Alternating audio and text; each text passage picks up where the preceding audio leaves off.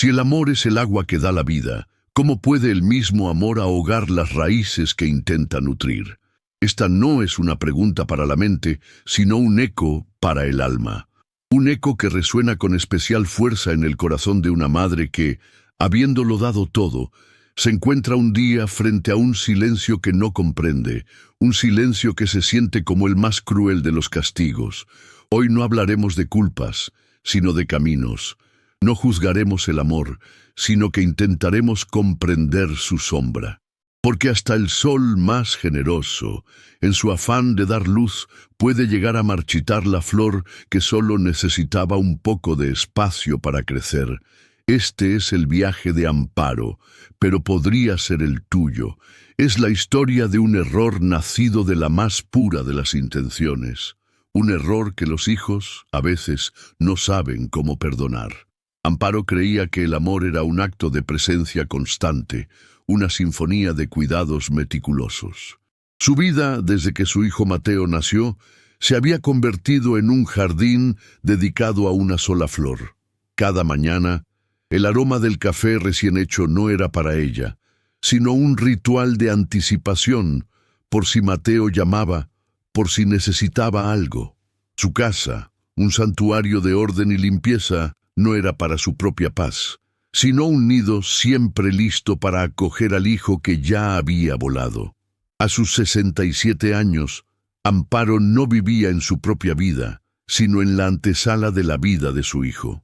Y en esa entrega total, en ese amor que todo lo preveía y todo lo solucionaba, residía el germen del error.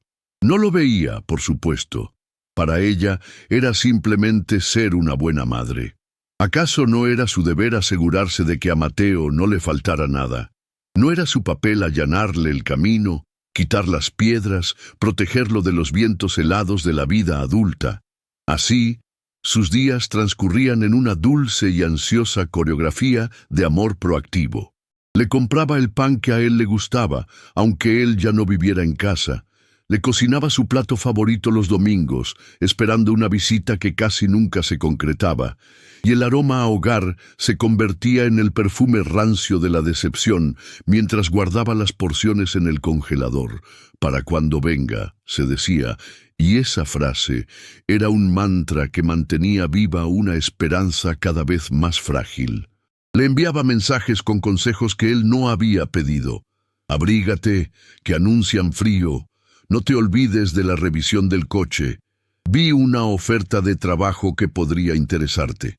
Cada mensaje era una pequeña semilla de cuidado, pero para Mateo se estaban convirtiendo en las lianas de una selva asfixiante. El primer temblor que agrietó la superficie de su perfecta devoción llegó en una llamada de martes. El teléfono sonó y el corazón de Amparo dio un vuelco de alegría. Era él. Hola, hijo. ¿Cómo estás? Bien, mamá. Rápido, que estoy liado. ¿Todo bien por allí? La voz de Mateo era un tren de alta velocidad pasando por una estación en la que ella esperaba sentada en un banco. Sí, todo bien, mi vida. Oye, te llamaba porque he visto que el seguro del piso te vence el mes que viene. Si quieres, me acerco yo al banco y te lo gestiono todo. Así no pierdes tiempo. Un silencio. No un silencio de gratitud, sino uno denso, pesado. Amparo sintió un frío repentino, como si una nube hubiera tapado el sol. No, mamá, dijo Mateo, y su voz, por primera vez, tenía un filo cortante. No hace falta, ya lo tengo resuelto. Pero, hijo, si es solo para ayudarte... He dicho que no, mamá. Por favor, tengo que colgar. Hablamos. Y colgó. Amparo se quedó con el teléfono en la mano, el pitido monótono taladrándole el oído.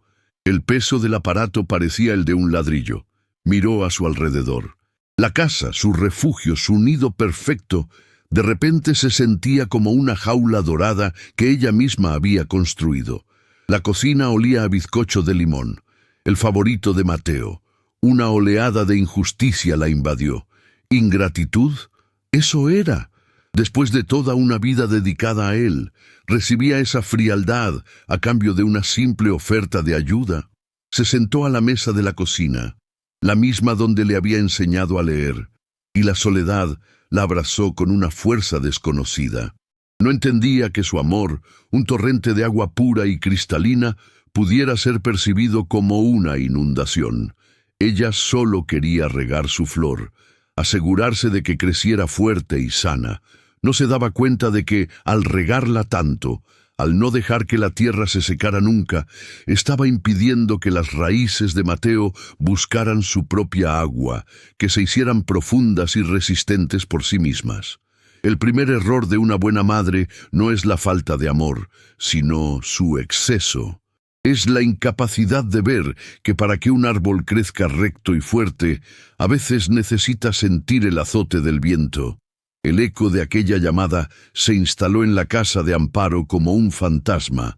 El silencio que siguió no fue pacífico, sino un campo de batalla donde ella luchaba contra sus propios pensamientos. La herida del rechazo supuraba, y su mente, en un intento de protegerla, buscaba culpables. Culpaba a la novia de Mateo, Lucía, seguro que le mete cosas en la cabeza. Culpaba al trabajo. Lo tienen absorbido, no le deja tiempo para nada.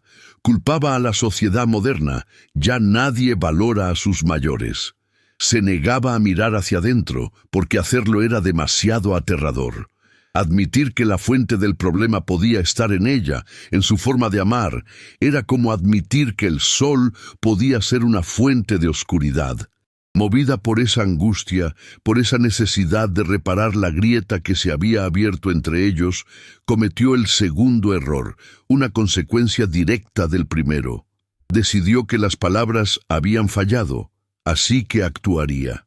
Un sábado por la mañana, tras una semana de mensajes sin respuesta, horneó una empanada gallega, la obra maestra de su repertorio culinario, y condujo hasta el pequeño apartamento de su hijo en el centro de la ciudad. No avisó. Quería que fuera una sorpresa, un gesto de amor irrefutable que derribaría el muro de silencio. Tocó el timbre, con la fuente caliente entre las manos y una sonrisa ensayada en los labios. La puerta se abrió, y la cara de Mateo no fue de sorpresa, sino de shock. Un shock que rápidamente se transformó en una máscara de agotamiento y frustración. Detrás de él, Amparo pudo ver a Lucía en el sofá, leyendo. «Mamá, ¿qué haces aquí?» No había alegría en su voz, solo el peso de una invasión. «Te he traído la empanada, hijo. Como no contestabas, me preocupé. Pensé que os daría una alegría». Mateo miró la fuente, luego a su madre y suspiró. Fue un suspiro que pareció vaciarlo de toda paciencia. «Mamá, te he dicho 1000 veces que no tienes que hacer estas cosas. Te he pedido que necesito mi espacio». La voz era baja, pero cada palabra era un golpe. Estábamos tranquilos. «No puedes presentarte así, sin más». Amparo sintió que el suelo se abría bajo sus pies. La sonrisa se congeló en su rostro, convirtiéndose en una mueca de dolor. «Pero solo quería ser amable». «Lo sé», dijo Mateo, y en ese «lo sé» había una resignación infinita. «Pero a veces tu amabilidad pesa demasiado. Por favor, vete a casa». No tomó la empanada. Simplemente se quedó parado en el umbral, esperando. Amparo, humillada, dio media vuelta y caminó por el pasillo. Las lágrimas que no se había permitido llorar en días ahora caían, calientes y amargas. El rechazo ya no era una llamada fría, era una puerta cerrándose en su cara. Esa tarde, sentada en su salón, el silencio era un grito ensordecedor. La casa estaba impecable, pero su alma era un caos. Fue entonces, en la quietud polvorienta de la tarde, cuando la luz del sol que entraba por la ventana pareció cambiar. Se volvió más densa, más dorada, y en el sillón de enfrente, donde nadie se sentaba nunca, vio una figura. Un anciano de barbas blancas y ojos serenos, vestido con túnicas de seda. No se asustó. Una extraña calma la invadió. Era Confucio. Él no la miró con pena, sino con una profunda y tranquila comprensión. En silencio, la figura levantó una mano y señaló una pequeña maceta en el alféizar, una violeta africana que Amparo cuidaba con celo. Luego, con una voz que sonaba como el viento entre los bambúes, dijo una sola frase: «La raíz más fuerte es la que aprende a buscar el agua por sí misma».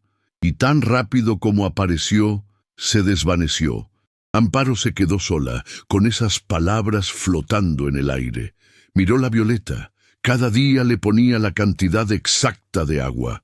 Nunca había dejado que su tierra se secara. La planta estaba viva, sí, pero quizás, solo quizás, era débil.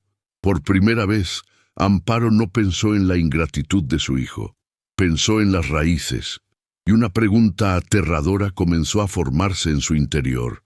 ¿Y si en mi afán por ser el agua le he impedido a mi hijo aprender a buscarla? La revelación del anciano sabio no fue un bálsamo, sino un veneno lento. La duda se instaló en Amparo, carcomiendo los cimientos de su identidad como madre. Si su forma de amar era el problema, ¿quién era ella entonces?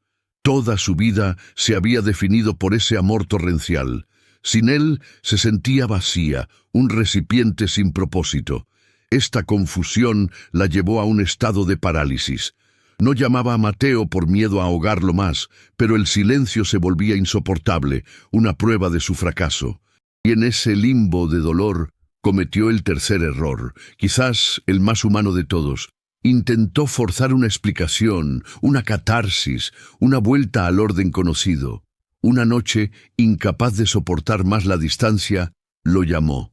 Su voz temblaba. «Mateo, tenemos que hablar». La respuesta de su hijo fue cautelosa. «Mamá, no creo que sea un buen momento». «No», insistió Amparo, la desesperación rompiendo sus defensas. «Tiene que ser ahora. Necesito entender por qué me tratas así. ¿Qué he hecho tan mal? Dímelo. Después de todo lo que he sacrificado por ti, después de dedicarte mi vida entera, ¿es esto lo que merezco? ¿Este desprecio?» Fue la palabra equivocada. Sacrificio. Para Amparo era una verdad sagrada. Para Mateo era el peso de una deuda que nunca pidió. La voz de su hijo perdió toda cautela y se cargó de una ira contenida durante años. «Ese es el problema, mamá. Tu sacrificio. Nunca me has dejado ser yo. Cada decisión que tomo, cada paso que doy, tengo que mirar por encima del hombro para ver si lo apruebas. Siento que me ahogo. Tu amor no es un refugio, es una jaula, y estoy cansado de vivir en ella». Las palabras de Mateo fueron como piedras lanzadas contra un cristal. Amparo sintió que se rompía por dentro.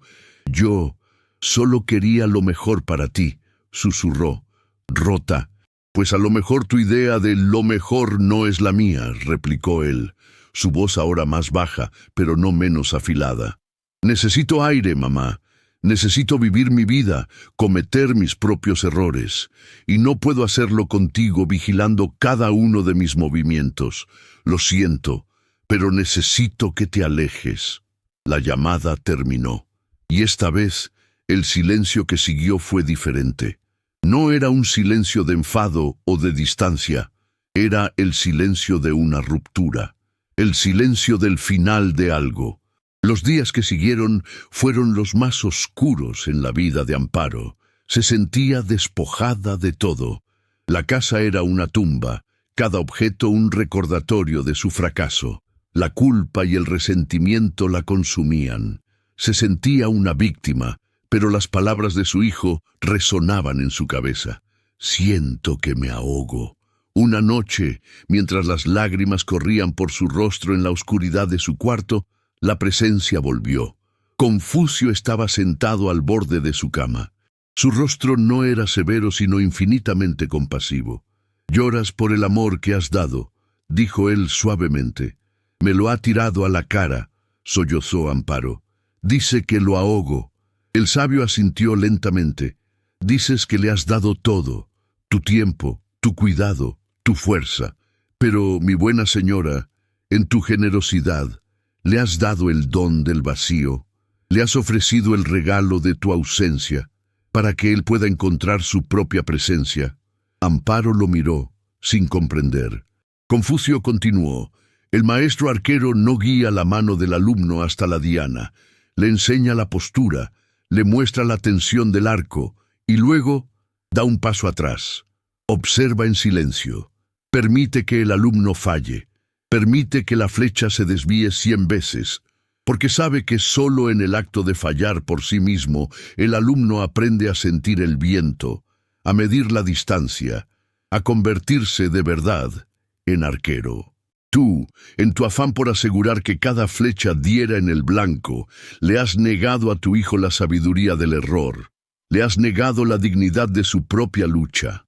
La parábola la golpeó con la fuerza de una verdad innegable. Vio, por fin, la imagen completa. Su amor no era malvado, era torpe. Era un amor inmaduro, un amor de control nacido del miedo. El miedo a que su hijo sufriera, a que fracasara, a que la necesitara menos. Y al intentar evitar todos esos miedos, había provocado lo que más temía, la pérdida. Se dio cuenta de que el error que su hijo no podía perdonar no era una acción, sino una atmósfera. La atmósfera de no ser suficiente por sí mismo. La atmósfera de ser una extensión de ella y no un ser completo y separado. Si alguna vez sentiste el eco de este silencio doloroso en tu propia vida, escribe en los comentarios: yo también lo viví. Tu historia puede ser una luz para otra alma en la oscuridad. La tormenta amainó, y en la quietud que dejó tras de sí, Amparo comenzó a reconstruirse. La verdad, aunque dolorosa, era también una liberación. Ya no tenía que sostener el peso de ser la madre perfecta, la solucionadora de todos los problemas. La aceptación de su error le permitió por primera vez en décadas desviar la mirada de la vida de su hijo y posarla sobre la suya. ¿Y qué encontró? Un jardín descuidado, lleno de pasiones olvidadas y sueños aplazados. Su renacimiento no fue un evento espectacular, sino una sucesión de pequeños actos de amor propio. Desempolvó sus viejos pinceles y volvió a pintar acuarelas, algo que no hacía desde que Mateo era un niño. El pulso le temblaba al principio, pero poco a poco encontró el ritmo. Pintaba paisajes, no para colgarlos en la pared, sino por el simple placer de ver cómo los colores se mezclaban en el papel. Se reencontró con una vieja amiga, la vecina Milagros, y retomaron sus paseos matutinos. Hablaban de libros, de plantas, de los achaques de la edad, pero raramente de los hijos. Amparo descubrió que podía tener una conversación completa sin que el nombre de Mateo fuera el eje central. Empezó a cuidar de sí misma con el mismo esmero con el que antes cuidaba de él. Se preparaba tés aromáticos, se sentaba al sol sin hacer nada, simplemente sintiendo su calor en la piel. El silencio en la casa ya no era un grito de ausencia, sino un espacio de paz que ella llenaba con su propia presencia. Una tarde, mientras estaba en su pequeño jardín trasero, arrancando malas hierbas, sintió una profunda sensación de paz. No fue una visión. Esta vez, la presencia de Confucio no fue una figura, sino un sentimiento, una certeza que nació en su interior. Fue como si el viento le susurrara una de sus frases. Uno enseña más por cómo camina que por el camino que señala. Y sonrió. Comprendió que la mayor lección que podía darle ahora a su hijo no era a través de palabras o acciones dirigidas a él, sino a través de su propio ejemplo. Enseñarle cómo se vive una vida plena y digna, incluso con heridas. Enseñarle que la felicidad no depende de la aprobación o presencia de otro. Miró a su alrededor. Una pequeña planta de tomate que había crecido de una semilla caída se abría paso con fuerza entre las baldosas. No la había regado ni cuidado, y sin embargo ahí estaba, verde y vibrante.